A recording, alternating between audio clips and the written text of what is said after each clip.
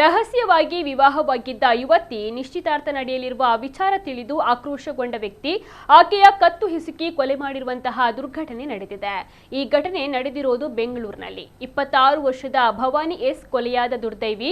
Auto ಚಾಲಕನಾಗಿದ್ದ 33 ವರ್ಷದ ಚಂದ್ರಶೇಖರ್ ಕೊಲೆ ಆರೋಪಿ. ಮನೆಯೊಳಗೆ ವಿಷಕಾರಿ ಪದಾರ್ಥದ ವಾಸನೆ ಹರಡಿದ್ದು ಭವಾನಿ ಹಾಗೂ ಚಂದ್ರಶೇಖರ್ ಇಬ್ಬರ ದೇಹದಿಂದಲೂ ಕೂಡ ಅದೇ ವಾಸನೆ ಬರ್ತಾ ಇತ್ತು. ಚಂದ್ರಶೇಖರ್ ಮತ್ತು ಭವಾನಿ ಸುಮಾರು 1 ವರ್ಷದ ಹಿಂದೆ ಯಾರಿಗೂ ತಿಳಿಯದಂತೆ ವಿವಾಹವಾಗಿದ್ದು ಒಟ್ಟಿಗೆ ವಾಸಿಸ್ತಾ ಇದ್ರು. ಆದ್ರೆ ಇತ್ತೀಚೆಗೆ ಚಂದ್ರಶೇಖರ್ಗೆ ಈಗಾಗಲೇ ಮದುವೆಯಾಗಿದ್ದು 6 ವರ್ಷದ ಮಗು ಕೂಡ ಇದೆ ಎಂಬ ಸತ್ಯ ಭವಾನಿಗೆ ತಿಳಿಯಿತು. ಈ ವಿಚಾರದಿಂದ ಮನನೊಂದ ಭವಾನಿ ತನ್ನ ಕುಟುಂಬದವರಿಗೆ ವಿಷಯವನ್ನ ತಿಳಿಸಿದ್ಲು. ಬಳಿಕ ಆಕೆಯ ಪೋಷಕರು ಮತ್ತೊಬ್ಬ ವರನನ್ನ ಹುಡುಕಿ ನಿಶ್ಚಿತಾರ್ಥದ ಸಿದ್ಧತೆಗಳನ್ನು ನಡೆಸ್ತಾ ಇದ್ರು.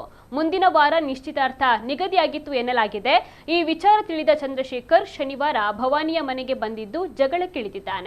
ನೀನಿಲ್ಲದೆ ನಾನು ಬದುಕಲು ಸಾಧ್ಯವಿಲ್ಲ, ಇಬ್ಬರು ಒಟ್ಟಿಗೆ ಬದುಕೋಣ ಅಥವಾ ಒಟ್ಟಿಗೆ ಸಾಯೋಣ ಅಂತ ಹೇಳಿದ್ದಾನೆ.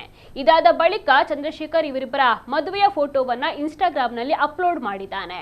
ಈ ಫೋಟೋವನ್ನ ಕಂಡ ಭವಾನಿಯ ಕುಟುಂಬದವರು ಆಕೆಯನ್ನ ಸಂಪರ್ಕಿಸಿದ್ದು ವಿಷಯ ಎಲ್ಲರಿಗೂ ತಿಳಿದಿರೋದು ಗೊತ್ತಾದ ಬಳಿಕ ಭವಾನಿ ಮತ್ತು ಚಂದ್ರಶೇಖರ್ ನಡುವೆ ಮತ್ತೊಮ್ಮೆ ಜಗಳ ನಡೆದು ವಾಗ್ವಾದದ ವೇಳೆ ಚಂದ್ರಶೇಖರ್ ಭವಾನಿಯ ಕತ್ತು ಹಿಸುಕಿ ಕೊಲೆ ಮಾಡಿದ್ದಾನೆ ಎಂದು ಪೊಲೀಸರು ತಿಳಿಸಿದ್ದಾರೆ.